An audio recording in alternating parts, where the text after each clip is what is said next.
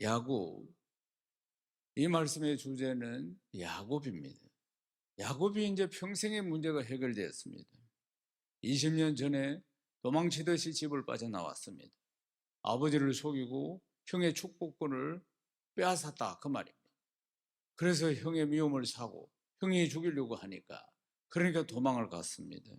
그리고 외삼촌 라반은 집에서 20년 동안 고생을 많이 하면서 또 한편으로 하나님 복을 주셔서 부를 축적하게 됩니다. 그리고는 이제 하나님이 약속하신 고향 땅으로 이제 돌아가게 됩니다. 돌아가는데 문제가 생겼습니다. 돌아가는데 그 자기 고향 앞에 있는 야복강 앞에서 이제 참 고민에 빠지게 됩니다. 형의 마음을 어떻게 달랠 수 있을까? 알아보니까 형이 자기가 온다는 소리를 듣고 400명의 장정을 데리고 자기를 죽이려고 한다는 것을, 그러니까 참 난감하고, 그리고 정말 벽에 부딪히게 됩니다. 근데 하나님 앞에 이제 막 몸부림치며 기도하고 한도뼈가 부러질 만큼 기도해서, 그래서 이름도 야곱에서 이스라엘로 바뀌고 하나님의 축복을 받습니다. 그리고 나서 어떤 일이 일어납니까? 갑자기 형의 마음이 바뀌게 됩니다. 죽이려고 막 400명이나 되는 장정을 데리고 오던 형이 갑자기 하나님이 역사하시니까 그 마음이 바뀌어서 동생을 부둥켜 안고 울고 서로가 함께 울고 20년 만에 만난 격한 은혜와 감정 속에서 하나님이 그 형 에서의 마음을 돌려가지고 서로 부둥켜 안고 동생아 형님아 하면서 눈물로 그냥 만나는 장면들을 볼 수가 있습니다. 모든 것이 참 하나님의 은혜입니다. 하나님이 하시지 않고는 어떻게 순식간에 이렇게 이 마음이 눈 녹듯이 녹아내릴 수가 있겠습니까? 그래서 이게 참 전적인 하나님의 은혜를 야곱이 그 자리에서 다시 한번 체험을 하게 되는 것입니다. 그리고 야곱은 이제 에서를 떠나서 세겜 성읍 앞에 장막을 칩니다.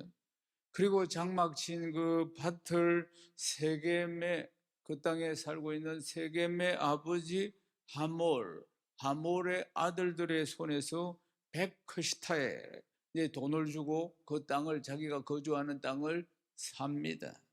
거기다 이제 제단을 쌓고 그 이름을 엘렐로헤 이스라엘이라 이렇게 이름을 짓습니다. 오늘 이 본문은 이런 큰 은혜를 경험한 직후에 일어난 일들입니다. 사실 야곱의 최종 목적지는 이 땅, 지금 이 땅 세겜이 아닙니다. 세겜도 물론 가나안 땅의 일부이기도 하지만은, 그러나 야곱이 가야 할 땅은 하나님을 만났던 베델인 것입니다. 그리고 하나님을 만나고 하나님 앞에 서원했던 베델로 가야 하는 것입니다. 그럼에도 불구하고 하나님의 언약대로 모든 문제를 해결해 주셨어요. 하나님은 약속하셨으니까. 그런데 이 언약, 그때 자기는 베델로 돌아갑니다, 이렇게 하나님과 언약했던 베델로 와야 한다, 이 언약을 기억하지 못하고 그리고 세겜으로 갔다는 사실입니다. 문제는 다 끝이 났습니다. 형 에서의 마음은 참 눈녹듯이 그 원한과 분노가 녹았습니다. 그리고는 눈물로 형제들이 만났습니다. 그리고 형의 축복 가운데서 세겜 땅에 자리를 잡게 되었습니다. 이제 평안만 기다리고 있는 것 같습니다. 그러나 이런 안일함, 이런 나태함, 이런 것들이 또 다른 문제를 불러일으킨다는 것을 볼 수가 있습니다. 우리 앞에 수많은 문제가 있을 때 그때 우리는 하나님을 붙듭니다. 그때 다 기도하지 않는 사람도 문제가 다급하니까 하나님 앞에 나와서 기도하기 시작합니다. 그러면 긍휼이 풍성하신 하나님이 그 기도에 응답하셔서 또 은혜를 베풀어 주시고 문제를 해결해 주시고 지금까지 염려, 걱정, 근심이 다 사라지고 이제 평강이 내 마음에 찾아오게 됩니다. 이럴 때 참으로 우리의 삶이 중요합니다. 창세기 34장 1절에서 2절 말씀을 읽어보겠습니다. 레아가 야곱에게 낳은 딸 디나가 그 땅의 딸들을 보러 나갔더니 휘히족 속중 하몰의 아들 그 땅의 주장 세겜이 그를 보고 끌어들여 강간하여 욕되게 하고. 야곱의 딸 디나가 있습니다. 디나는 레아를 통해서 낳은 딸입니다. 이 딸이 세겜 땅에 여인들을 구경하러 간다고 갔는데, 그런데 추장인 세겜에게 몹쓸 짓을 당하게 됩니다. 그동안 이제 행복만 기다릴 것 같았던 이 가정에 응? 또 새로운 문제가 생기게 된 것입니다. 디나에게 몹쓸 짓을 했던 이 추장 세겜이 근데 마음속으로 디나를 그날 이후로 깊이 이제 사랑하게 되는 모습을 볼 수 있습니다. 창세기 34장 3절에서 4절 말씀을 읽겠습니다. 그 마음이 깊이 야곱의 딸 디나에게 연연하며 그 소녀를 사랑하여 그의 마음을 말로 위로하고 그의 아버지 하몰에게 청하여 이르되 이 소녀를 내 아내로 얻게 하여 주소서 하였더라. 세겜이 디나를 사랑하여 이제 아버지 하몰에게 청합니다. 이 소녀를 아내로 얻게 해달라고 자기 아버지에게 청을 합니다. 당시에는 결혼이 어떻게 성사되느냐 하면은 가문을 대표하는 자나 아니면 그 부모가 혼사를 결정하는 것입니다. 그러나 이 청혼이 디나의 성난 오빠들, 이 오라버니들의 분노를 잠재우기에는 역부족이었습니다. 또 하나님 보시기에도 위협한 모습들입니다. 이미 저지른 일들이 그 순수한 사랑에서 나온 것이 아니었기 때문입니다. 자신의 욕망을 채우기 위해서 저지른 일이었습니다. 야곱은 디나의 이 자기 딸의 소식을 들었지만 아들들이 전부 다 멀리 나가서 그 목축을 하고 있었기 때문에 그들이 돌아올 때까지 잠잠히 기다렸습니다. 얼마 지나지 않아서 세겜의 아버지 하몰이 야곱에게 혼담을 가지고 옵니다.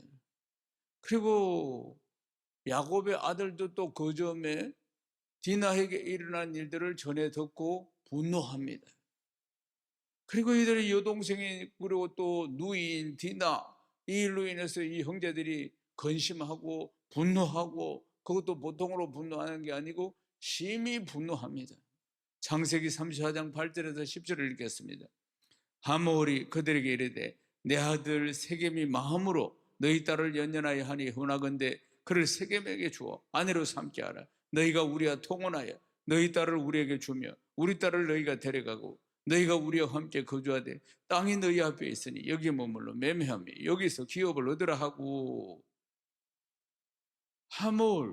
하몰이 지금 추장 세겜의 아버지 하몰이 와서 아주 어떻게 보면은 정중한 태도로 말하는 것 같지만은 이제 정중한 태도로 자기 아들 추장 세겜과 딘나의 혼인을 요청하는 듯한 이 내용입니다.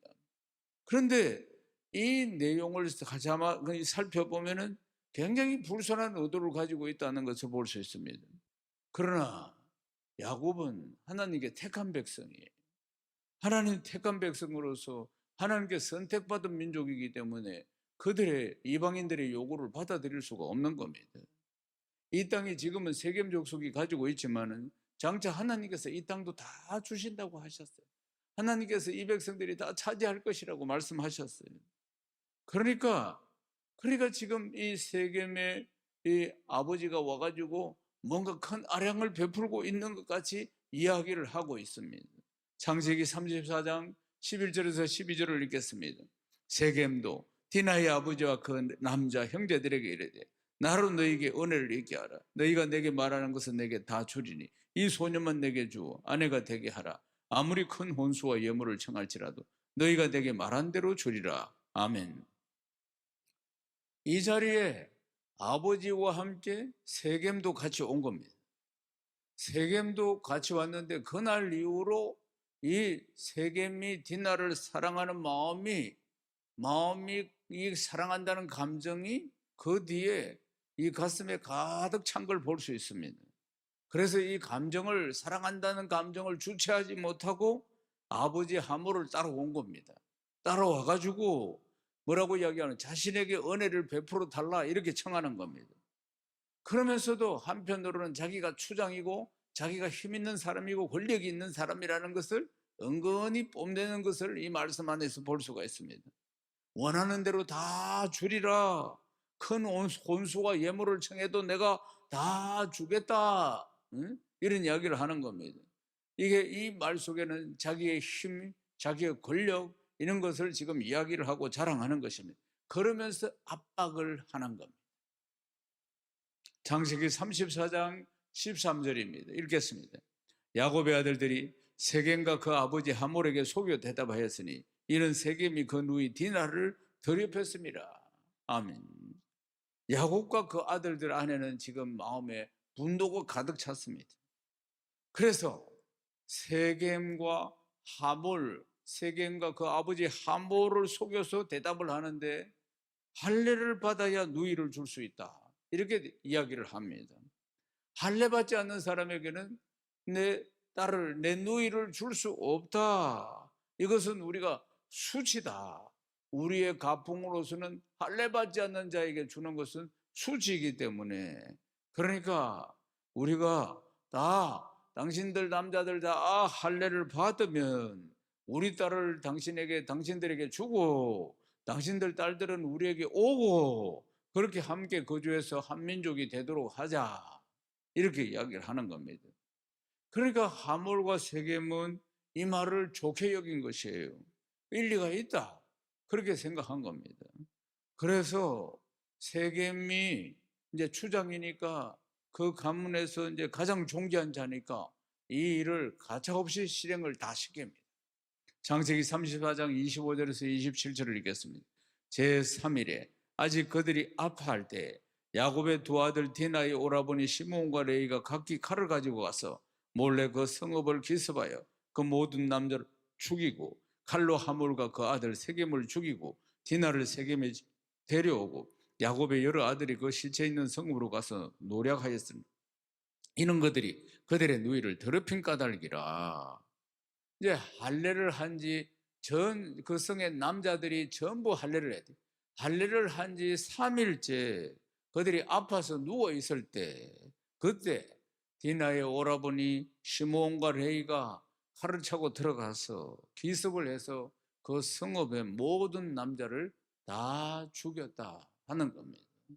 그리고 누이된 성을 디나를 데리고 나옵니다. 네, 야곱의 또 그다음 여러 아들들이 그 성읍에 가서 그들의 양과 소와 나귀와 재물을 다 빼앗고 그리고 물건을 노략질해 가지고 돌아옵니다. 창세기 34장 1절부터 31절 보면은 이 내용을 방대하게 기록하고 있는 것을 볼 수 있습니다. 방대하게 이 사건을 기록하고 있는데 한 가지 의문이 뭐냐? 이 1절부터 한 장, 34장 1절부터 31절까지 이 사건을 쭉 기록하고 있는데 그 속에 단 한 번도 하나님이 언급되거나 하나님이 나타나지 않는다는 것입니다. 야곱은 자기 꾀를 믿는 사람입니다. 근본적으로 야곱은 속이는 사람이었어요. 그가 하나님의 은혜를 경험했습니다.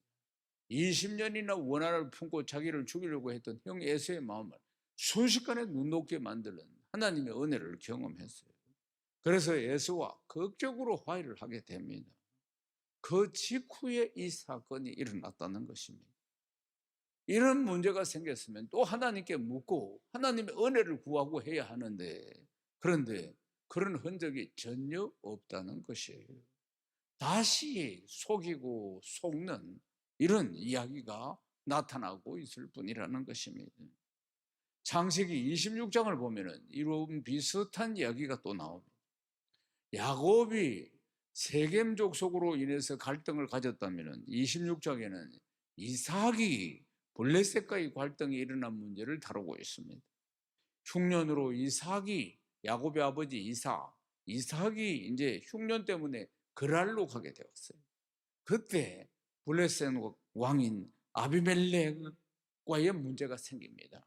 그곳에서 아내 리브가, 아주 이쁜 리브가를 누이라고 속였습니다. 근데 이 사건이 발생하는데, 그러니까 너무나 이제 이 리브가가 아리따웠기 때문에 블레셋 왕이, 아비멜렉이 리브가를 빼앗아가는 사건이 발생합니다. 그래서 34장에서 야곱의 아들들이 그 땅 추장 세겜에게 누이를 빼앗기는 것 같은 비슷한 일이라 그 말입니다. 이 사건의 결과는 뭡니까? 야곱의 아들 시몬과 레위, 그들이 들어가서 세겜 사람들 모두 죽이고, 그리고 이 야곱의 아들들이 다 가가지고 다 빼앗아가지고 옵니다. 그리고는 그 지역 사람들과 원수가 된대. 근데 이런 비슷한 구조를 가지고 있는 26장에 보면은 전혀 다른 결말을 가져오는 것을 볼 수 있습니다. 블레셋 왕 아비멜렉이 리브가를 놓아줍니다. 그리고 우물 때문에 계속 다툼이 있었는데, 그런데 이 다툼이 끝나고 이삭과 화친을 맺는 것을 볼 수가 있습니다. 무엇이 다릅니까? 사건은 비슷한데 결론이 다릅니다. 어떤 문제, 어떻게 다릅니까? 26장은 하나님이 함께 하시는 이야기고 34장은 하나님이 없는 이야기라는 것입니다. 이삭은 그랄로 갈 때도 하나님의 명령하심을 따라서 그랄로 갔습니다. 그랄로 한가 문제가 해결되고 우물 문제도 우물이 그들의 생명입니다. 그런데 우물을 팔 때도 하나님 복 주시니까 파는 곳마다 물이 솟으니까 이제 그 문제도 다투지 않게 됩니다. 사랑하는 여러분, 그는 이삭은 이 삶을, 자기의 삶을 통해서 하나님 살아계심을 드러내는 삶이었다는 겁니다. 아내를도 뺏기고 우물도 빼앗기고 어쩌면 야곱보다 더 큰 갈등의 문제들이 일어났는지도 모릅니다. 그런데 하나님과 함께하는 삶은 하나님이 책임지시는 것입니다. 하나님이 책임지십니다. 아멘이십니까?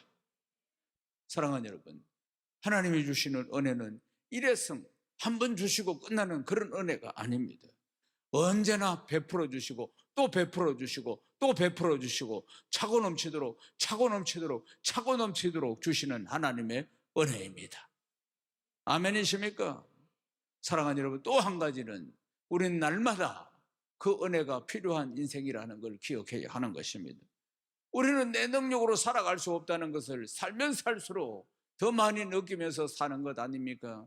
내가 얼마나 연약한 존재라는 사실을 너무나도 많이 깨달으면서 우리는 살아가고 있습니다.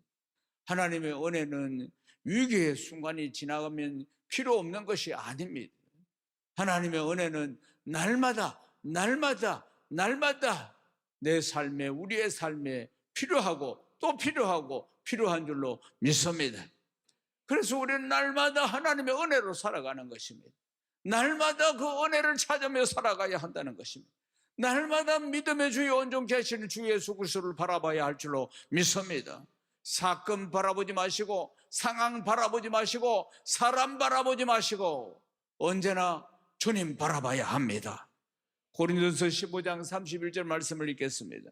형제들아, 내가 그리스도 예수 우리 주 안에서 가진 바 너희에게 대한 나의 자랑을 두고 달아노니 나는 날마다 죽노라. 나는 날마다 죽노라. 아멘. 사랑하는 여러분, 주님과 동행한다는 삶이 뭐겠습니까? 날마다 내가 죽는 것입니다. 내가 그리스도와 함께 십자가에 못 박혔나니 그런 적이 이제는 내가 사는 것이 아니요 내 안에 그리스도가 사는 것입니다. 사랑하는 여러분, 주님과 동행한다는 것은 내가 죽는 것을 말하는 것입니다. 내 안에 그리스도가 살아야, 나는 죽고 내 안에 그리스도가 살아야지 그때부터 은혜가 임하는 것입니다. 아멘이십니까? 누구보다도 자랑할 것이 많았던 사도 바울의 고백 아니겠습니까? 누구보다도 자랑할 것이 많았습니다. 자랑할 것이 많다는 것은 누구보다도 의지할 것이 많았다는 것입니다. 믿을 만한 것이 많았다는 것 아니겠습니까? 그런데 사도 바울은 날마다 나는 죽는다. 나 모든 걸 배설물로 여긴다. 그리스도를 알아가는 그 지식의 부유함, 그것이 나의 모든 것이다. 그렇게 고백하고 있는 것 아니겠습니까? 나는 죽고 하나님의 은혜로 채우는 삶 아니겠습니까? 내가 낸데 하는 게 죽어야 합니다. 내 자아가 죽어야 하는 것입니다. 그리스도가 살아야 합니다. 그래야지 은혜의 삶을 살아갈 수가 있는 것입니다. 사도 바울이 내가 그리스도와 함께 십자가에 못 박혔나니 그런 적이 이제는 내가 사는 것이 아니오 오직 내 안에 그리스도께서 사시는 것이라. 내 안에 그리스도께서 사시는 것이라. 사랑하는 여러분, 내 삶의 주권이 나에게 있지 않다. 내 삶의 주권은 모두 우리 주님께 있다. 그래서 나는 주님의 인도하심을 따라 살아간다. 이 고백 아니겠습니까? 사랑하는 여러분, 우리 인생을 살며 신앙생활을 합니다. 그래서 어려운 문제를 만나면은 그저 하나님 붙들고 이 문제 해결해 받기 위해서 몸부림치고 기도합니다. 그런데 또 하나님이 긍휼이 풍성하신 하나님께서 그 문제를 해결해 주십니다. 그러면 이제 평안한 세월들이 찾아옵니다. 그러면은 또 이제 신앙이 나태해지거나 해이해지는 모습들을 볼 수가 있습니다. 사랑하는 여러분, 그러다가 또 은혜가 아니고 그런 상황 가운데 어떤 문제들이 생기면은 자기 깨나 이전에 했던 자기 스타일대로 돌아가서 세상적인 방식대로 돌아가서 자기 인생들을 해결해 보려고 하는 모습들을 보게 됩니다. 은혜가 떨어지니까 그런 일들이 일어난다는 것입니다. 사랑하는 여러분, 야곱이 원래 깨를 많이 부리던 사람이었습니다. 그런데 은혜를 경험하고 그 뒤에 얼마 있지 않아서 바로 또 이전의 모습으로 돌아가는 것을 보게 되는 것입니다. 그 결과로 빼앗고 죽이고 원수가 되고 이런 일들이 일어났습니다. 사랑하는 여러분, 우리는 항상 깨어 있어야 합니다. 항상 내 인생의 주인이 누구인지를 살펴야 합니다. 아멘이십니까? 주님이 우리 인생의 주인, 내 인생의 주인이십니다. 이스라엘이 어떤 나라입니까? 누구보다도 많은 은혜를 경험한 나라 아닙니까?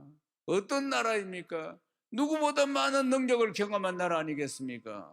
출애굽을 시켜서 홍해를 가르시고 여리고를 무너뜨리시고 요단강을 가르시고 40년 동안 구름기둥과 불기둥으로 인도하여 주시고 만나와 메추라기를 먹여서 반석을 깨뜨려서 샘물을 먹게 하면서 기적 매일매일 기적을 체험하게 한 그들입니다. 그런데 그들은 성경의 역사를 보면은 강성해지면 강성해질수록 하나님을 잊어버려요. 위기 때만 잠시 하나님을 찾을 뿐이고 풍요 속에서는 하나님을 찾지 않습니다. 그리고 그들에게는 말씀의 기갈이 찾아옵니다. 은혜의 기갈이 찾아옵니다. 멸망이 찾아옵니다. 아모스 8장 11절 말씀을 읽겠습니다. 주 여호와의 말씀이니라. 보라, 날이 이를지라 내가 기근을 땅에 보내리니 양식이 없어 주림이 아니며 물이 없어 가람이 아니요 여호와의 말씀을 듣지 못한 기갈이라. 아멘. 우리의 삶의 기갈이 오기 전에 우리는 날마다 하나님과 동행하는 은혜의 사람이 되어야 할 줄로 믿습니다. 지금이 어떤 시대입니까? 풍요가 넘치는 시대 아니겠습니까? 사랑하는 여러분, 한편으로는 기갈의 시대임을 기억해야 합니다. 교회를 찾지 않고 하나님을 찾지 않는 시대, 갈수록 말씀 처음 시작할 때부터 그래프 하나를 보셨죠? 갈수록 그런 일들이 일어나게 될 것입니다.